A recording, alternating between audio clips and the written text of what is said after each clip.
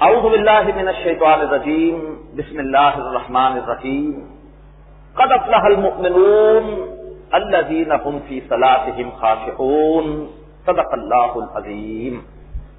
18ویں پارے میں 3 صورتیں ہیں۔ سورہ مومنون مکمل ہے جس کے 6 رکوع ہیں، سورہ نور بھی مکمل ہے جس کے 9 رکوع ہیں، اور سورہ فرقان کے 6 رکوعوں میں سے 2 رکوع اس پارے میں شامل ہیں۔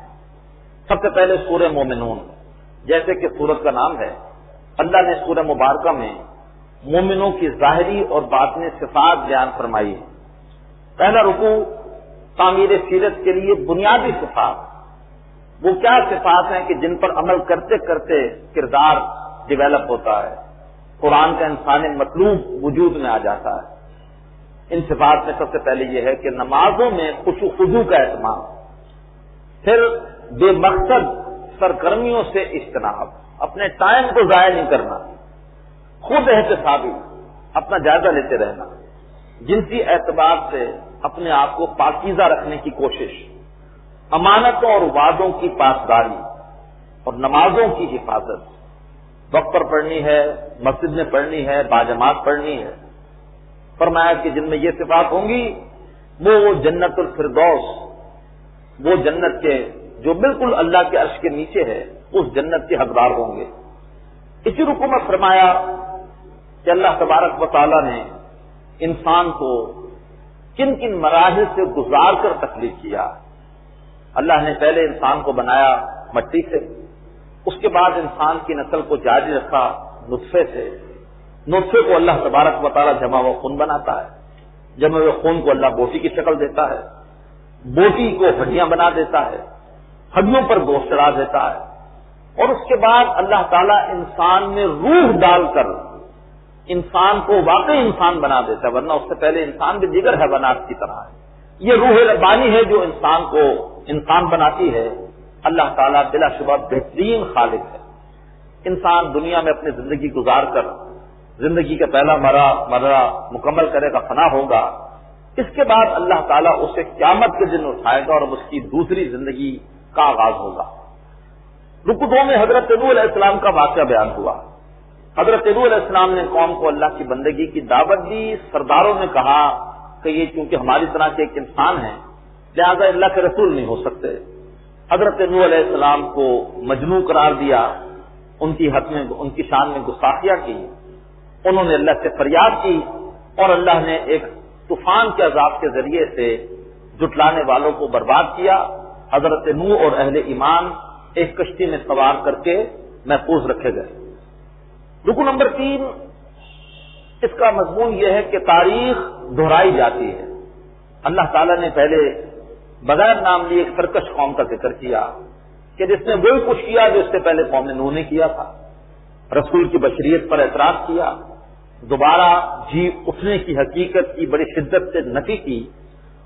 رسول نے انہیں بہت سمجھایا، انہوں نے رسول کی شان میں گستاخیاں کی، رسول نے اللہ سے مدد مانگی، زوردار زلزلے سے اللہ نے قوم کو ہلاک کر دیا۔ شاید یہ قوم سمود ہے، نام نہیں لیا گیا، لیکن قوم سمود زلزلے سے ہلاک ہوئی تھی۔ اس کے بعد اللہ نے فرمایا کہ تاریخ پھر دہرائی جاتی رہی، کئی قومیں آئیں، ان کی طرف رسول آئے، اور ہر قوم نے اپنے رسول کی شان میں گستاخی کی، اور اللہ نے ہر سرکش قوم کو ہلاک کیا۔ اللہ تبارک و تعالی ہمیں ایسی روش سے محفوظ فرمائے، اور اللہ کے رسول کی عظمت سے ہمارے دلوں کو منور فرمائے، ان کی تعلیمات پر عمل کی توفیق عطا فرمائے۔ رکوع نمبر 4 میں مومنوں کی باطنی کیفیات کا ذکر ہے۔ آغاز میں کہا گیا رسولوں کو کہ پاکیزہ رزق کھاؤ تاکہ اچھا عمل کر سکو، رزق پاکیزہ ہوگا اس سے انسان کو نیکیوں کی توفیق ملے گی، حرام کمائی انسان کو نیکیوں سے محروم کر دیتی ہے۔ پھر مومنوں کی باطنی کیفیات کا ذکر آیا، ان پر ہر وقت اپنے رب کا خوف تاج رہتا ہے، وہ اس کی تعلیمات پر دل سے ایمان رکھتے ہیں، اس کے ساتھ کسی کو شریک نہیں کرتے، رازداری کے ساتھ صدقہ و خیرات کرتے ہیں، اور نیکیاں کرنے کے باوجود ڈرتے رہتے ہیں۔ انہیں خطرہ ہوتا ہے کہ پتہ نہیں نیکیاں قبول ہوئیں کہ نہیں ہوں گی، بلائی کے کام میں دوسروں سے آگے نکلنے کی کوشش کرتے ہیں۔ اللہ ہم سب کو یہ جذبات اور کیفیات عطا فرمائے۔ انسانوں کی اکثریت پر افسوس کیا گیا کہ وہ کچھ اور ہی کاموں میں لگے ہوئے ہیں. وَلَهُمْ أَعْمَالٌ مِّن دُونِ ذَلِكَ هُمْ لَهَا عَامِلُونَ.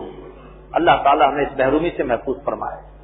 رکو نمبر 5 میں سوچنے پر مجبور کر دینے والے سوالات کا بیان ہے.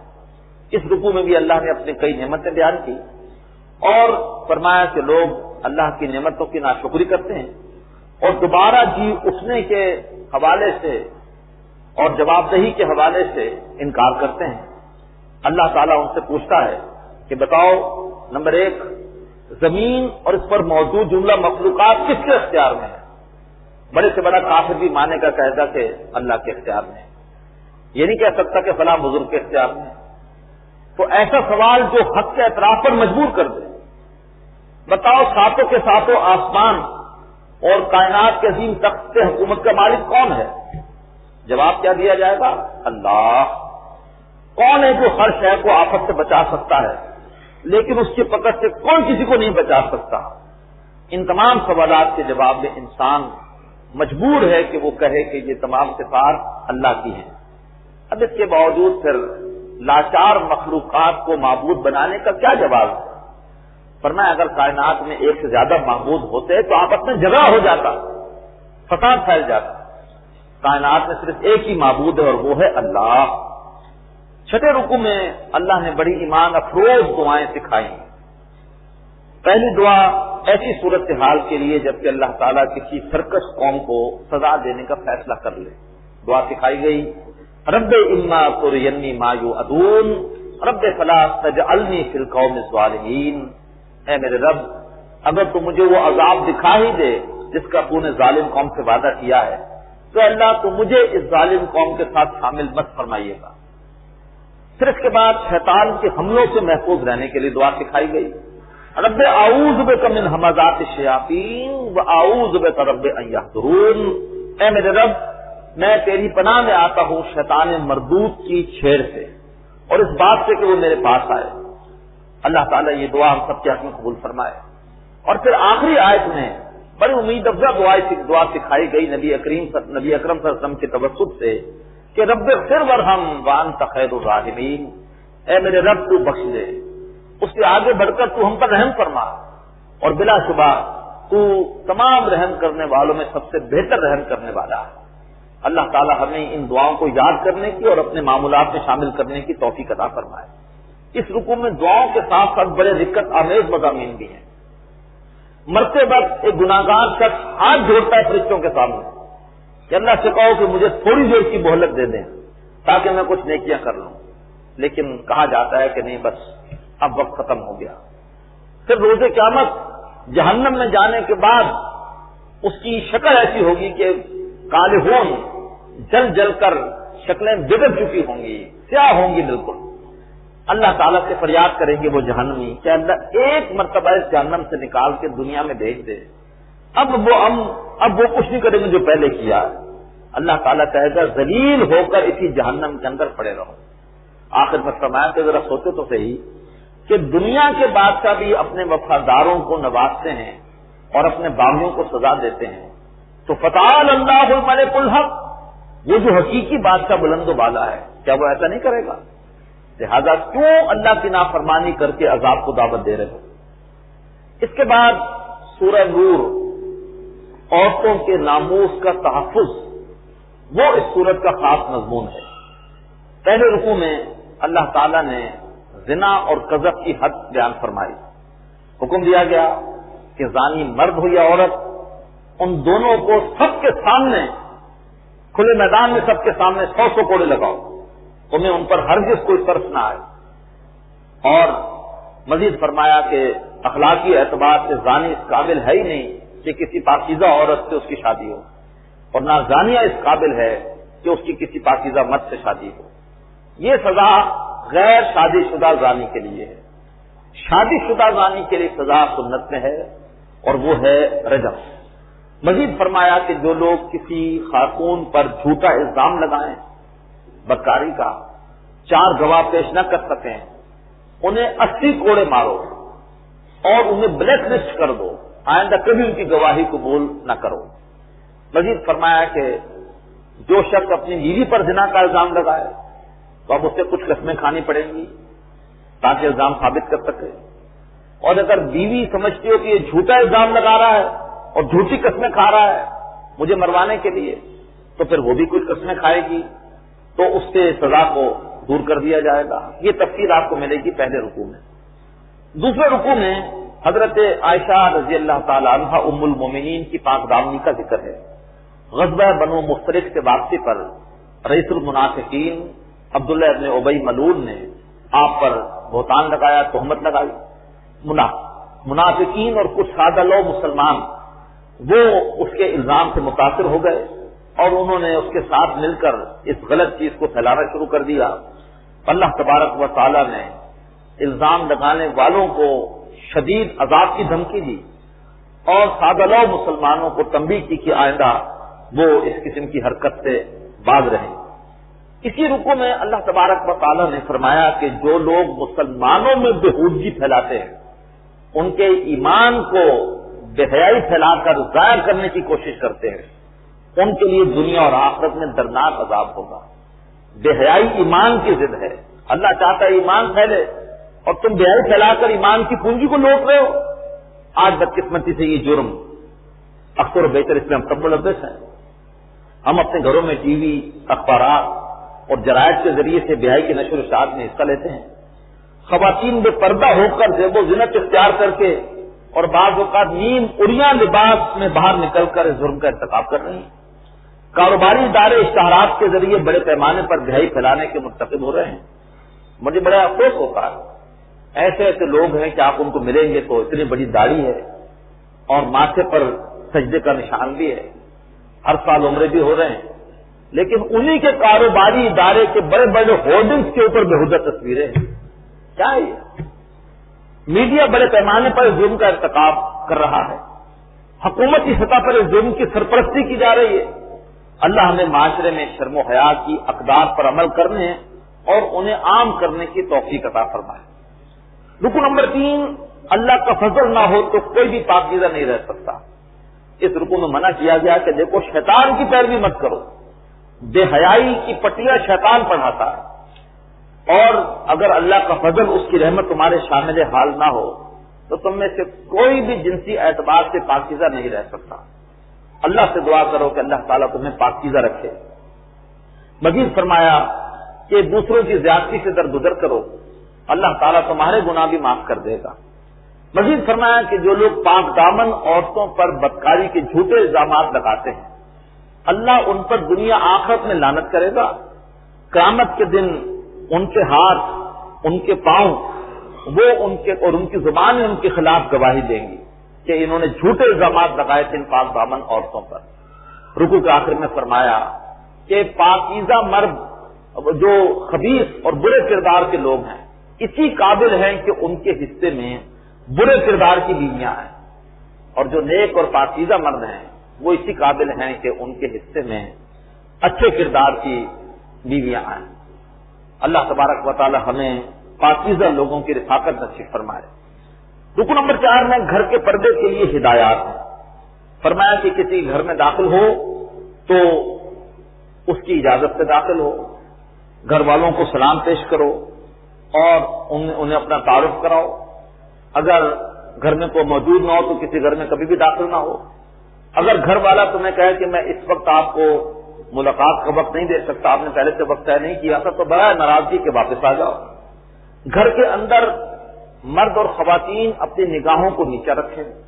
ویسے تو نامحرم کو دیکھنا منع ہے، لیکن بالغ ہونے کے بعد اپنی محرم عورت کو دیکھنا یا محرم مرد کو دیکھنا بھی مناسب نہیں ہے.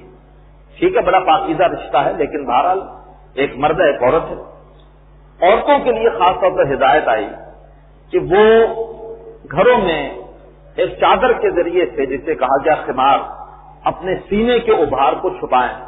اس میں مردوں کے لیے کشش ہوتی ہے. مزید ان سے کہا گیا کہ اپنی زیب و زینت کا مرکز اپنا چہرہ وہ نہ کھولیں مگر صرف شوہروں کے سامنے، اور پھر باقی محرم رشتے داروں کے سامنے. پوری لسٹ دی گئی کہ ان کے سامنے تم چہرہ کھول سکتی ہو، یہ تمہارے محرم ہیں. اس کے علاوہ اس لسٹ کے علاوہ جتنے مرد ہیں ان سے تمہارا پردہ ہوگا. ایک خاتون کے لیے ضروری ہے اگر وہ سورہ نور کی آیت 31 پر ایمان رکھتی ہے کہ وہ اپنی زیب و زینت کو صرف شوہر اور محرم مردوں کے سامنے ظاہر کرے۔ مزید فرمایا کہ اپنے پاؤں کو اس قدر زور سے نہ مارو کہ تمہارے زیورات کی جھنکار ظاہر ہو اور اس کی وجہ سے مرد تمہاری طرف متوجہ ہوں۔ مزید فرمایا کہ جو لوگ بھی بے نکاح ہوں تمہارے گھروں میں بالغ ہو جائے تو جلد از جلد ان کا نکاح کر دو، کیونکہ نکاح انسان کو گناہ سے بچا لیتا ہے۔ مزید فرمایا کہ اس پردے کے احکامات کے حوالے سے جو غلطیاں ہوئی ہیں ان پر اللہ تبارک و تعالیٰ کی بارگاہ میں توبہ کرو۔ رکو نمبر 5 میں نور ایمان کے لیے ایک تمثیل ہے۔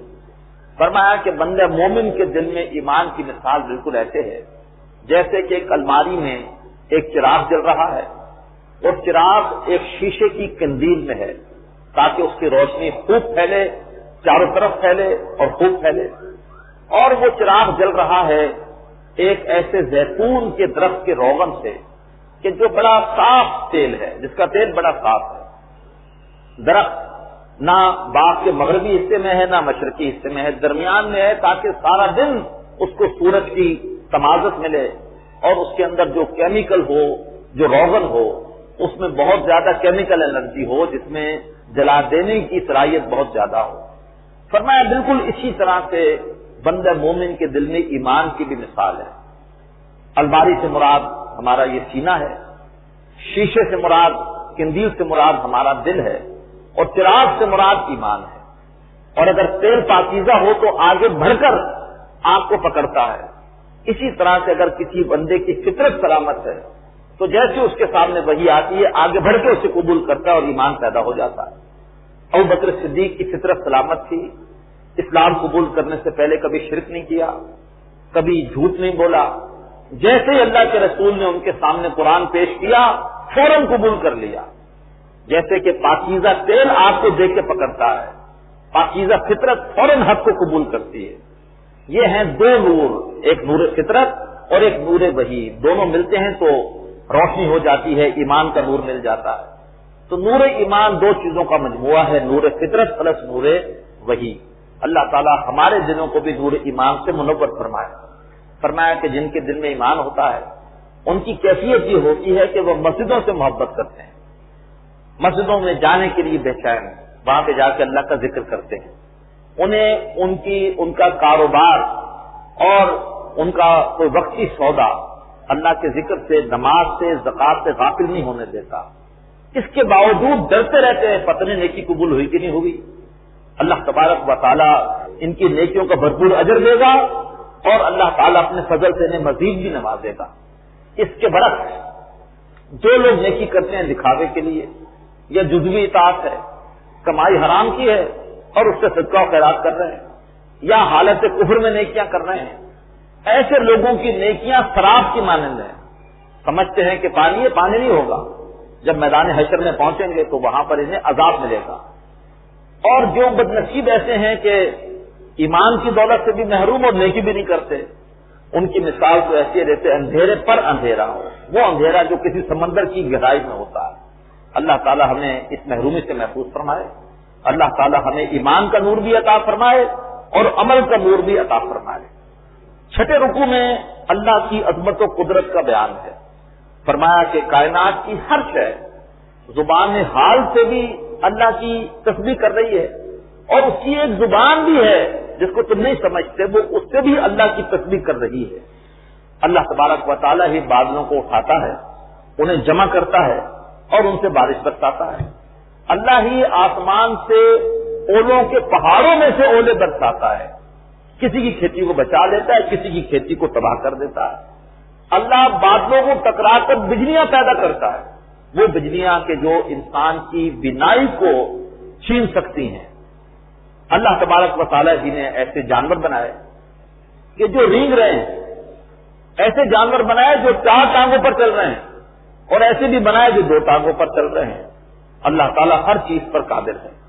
مزید فرمایا کہ منافقین بظاہر دعویٰ کرتے ہیں کہ ہم اللہ کو بھی مانتے ہیں، رسول کو بھی مانتے ہیں اور ہم اطاعت بھی کریں گے، لیکن جب انہیں شریعت کے مطابق فیصلے کرنے کے لیے بلایا جاتا ہے تو آتے نہیں ہیں، جیسے ہماری آج اکثریت کا حال ہے۔ اور اگر شریعت کے فیصلے سے فائدہ ہو تو فوراً شریعت کو لے آتے ہیں، ریمنڈ ڈیوس کو رہا کرانا ہو امریکہ کی خوشنودی کے لیے تو دیت کا قانون لے آتے ہیں، ورنہ ویسے دیتی قانون کا عمل نہیں کرتے. ہمارا طرز عمل یہی ہے. فرمایا کہ منافقین حقیقت میں ایمان کے نور سے محروم ہیں. رکن نمبر 7 مومنانہ طرز عمل. مومنانہ طرز عمل یہ ہے کہ اللہ کے مومن بندے جب بھی انہیں کوئی اللہ کا حکم دیا جاتا ہے وہ فوراً حاضر ہوتے، سمعنا واطعنا کہتے ہوئے، ہم نے سنا اور ہم نے مانا.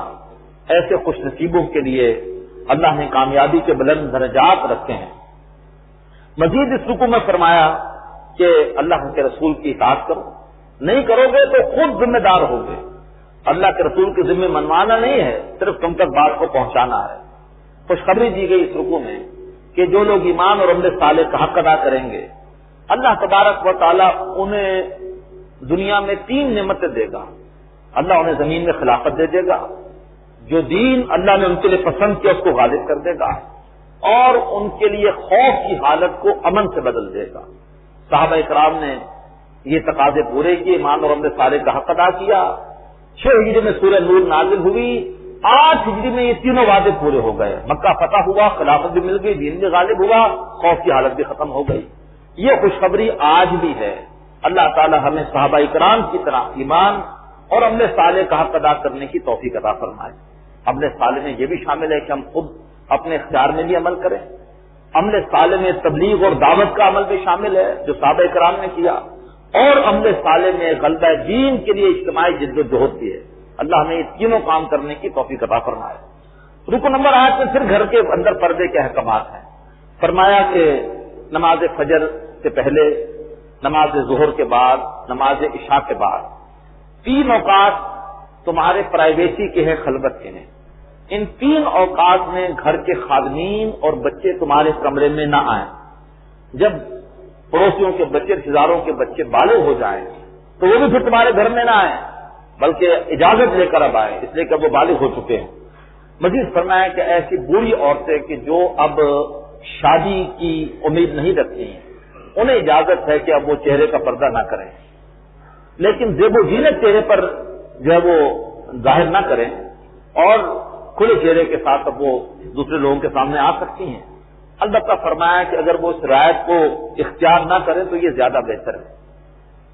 آخری رکوع میں نظم جماعت کی اہمیت کا بیان ہے. فرمایا کہ مومن بس وہی ہے کہ جب اللہ کے رسول کے ساتھ کسی اجتماعی کام میں ہوتے ہیں تو بغیر اجازت کے، یعنی امیر جماعت سے پوچھے بغیر وہ نہیں جاتے، اور جو اجازت دیتے ہیں اے نبی آپ کا پورا اختیار ہے، یعنی امیر جماعت کا پورا اختیار ہے، چاہے تو اجازت دے چاہے تو اجازت نہ دے، وہ جانتا ہے کہ اس آدمی کی کتنی اہمیت ہے. البتہ جس کو اجازت دی جائے اس کے لیے اللہ سے بخشش مانگی جائے کہ اس نے اجتماعی کام پر اپنے ذاتی کام کو ترجیح دی ہے، لہذا غلطی تو ہوئی ہے اس سے، لہذا اس کے لیے بھی اللہ سے بخشش مانگی جائے. مزید فرمایا کہ دیکھو اللہ کے رسول یا امیر جماعت کی جو پکار ہے اس کو کسی اور کی پکار کے برابر نہ کرو. وہ پکار دین کے لیے ہے، وہ سب سے زیادہ اہم ہے، ان کی قول کو، ان کے بلاوے کو ترجیح دو. اللہ تبارک و تعالی ہمیں بھی دین کے غلبے کے لیے کسی اجتماعیت میں جڑنے کی توفیق عطا فرمائے، اور نظم کی مکمل پابندی کے ساتھ اللہ ہمیں اس جد و جہد کے لیے قبول فرمائے. سورہ فرقان جیسے کہ سورت کا نام ویسے ہی سورت کا مضمون، یعنی حق و باطل میں فرق کرنے والی سورہ مبارکہ. پہلے رکوع میں دشمنان حق کے اعتراضات بیان ہوئے. پہلے اللہ کی عظمت بیان ہوئی اور اس کے بعد دشمنان حق کے اعتراضات. وہ اعتراض کرتے تھے کہ قرآن اللہ کا کلام نہیں ہے، بلکہ یہ تو پچھلے لوگوں کے قصوں کا مجموعہ ہے. محمد کیسے اللہ کے رسول ہو سکتے ہیں؟ یہ تو ضروریات زندگی کے محتاج ہیں، بازاروں میں چلتے پھرتے ہیں اور خرید و فروخت کرتے ہیں. ان کے لیے سونے چاندی کے خزانے اور لہلاتے ہوئے باغ ہونے چاہیے. فرشتہ ان کے ساتھ ہو جو لوگوں کو بتایا کہ اللہ کے رسول ہیں. فرمایا کہ یہ کس قسم کے اعتراض ہے نبی آپ پر کر رہے ہیں؟ ان کے سارے اعتراضات بے بنیاد ہیں، یہ گمراہ ہو چکے ہیں، اور اعتراض کرنے والوں کے لیے اب ہدایت پر آنے کا کوئی امکان نہیں. دوسرے رکوع میں اعتراضات کا جواب دیا گیا. فرمایا کہ اللہ چاہے تو اپنے حبیب کے لیے خوبصورت باغات اور شاندار محل کھڑے کر دے۔ مخالفین کے اعتراض کی وجہ کچھ اور ہے، یہ نہیں چاہتے کہ ان کو بتایا جائے کہ تمہیں تمہارے کرتوتوں کا حساب دینا ہوگا، تو جو بھی انہیں آخرت کے حساب کتاب سے ڈرا رہا ہے یہ اس کی مخالفت کر رہے ہیں، لیکن مخالفت سے خطرہ چلے گا نہیں، حساب کتاب ہوگا۔ اعتراض کرنے والے جہنم کی دہکتی ہوئی آگ میں داخل ہوں گے، وہ جہنم کی جو بڑی تنگ جگہ ہے اور جہاں پر یہ زنجیروں میں جکڑے ہوئے ہوں گے وہاں یہ موت کو پکاریں گے، لیکن موت آئے گی نہیں۔ فرمایا کہ تمہیں یہ انجام پسند ہے یا وہ جنت پسند ہے کہ جس میں ہر طرح کی نعمتیں ہوں گی؟ اللہ تعالیٰ تمہیں جنت کو ترجیح دینے کی توفیق عطا فرمائے۔ فرمایا کہ روز قیامت مشرکین جن بزرگوں کے بارے میں حسن ظن رکھتے ہیں کہ وہ ان کی شفاعت کریں گے، وہ مشرکین کے خلاف اللہ کے سامنے گواہی دیں گے، کوئی ان کی سفارش کرنے والا نہیں ہوگا۔ فرمایا کہ اللہ نے محمد مصطفیٰ صلی اللہ علیہ وسلم سے پہلے جتنے رسول بھیجے وہ سب کے سب بھی انسان تھے، بازاروں میں چلتے پھرتے تھے اور اپنی ضروریات کے لیے پورے کا پورا کوشش کرتے تھے۔ انہوں نے انسان ہونے کے باوجود، بشری کمزوریاں ہونے کے باوجود اللہ کے احکامات پر عمل کر کے حجت قائم کر دی۔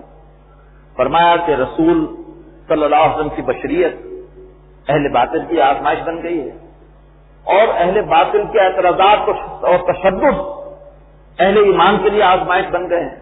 دونوں کی آزمائش ہو رہی ہے، کون کامیاب ہوتا ہے قیامت کے دن اس کا فیصلہ ہوگا۔ اللہ تعالیٰ سے دعا ہے کہ اللہ تعالیٰ ہمیں اپنے کلام کا صحیح سے فہم عطا فرمائے، اور اللہ تعالیٰ ہم سب کو عمل کی توفیق عطا فرمائے۔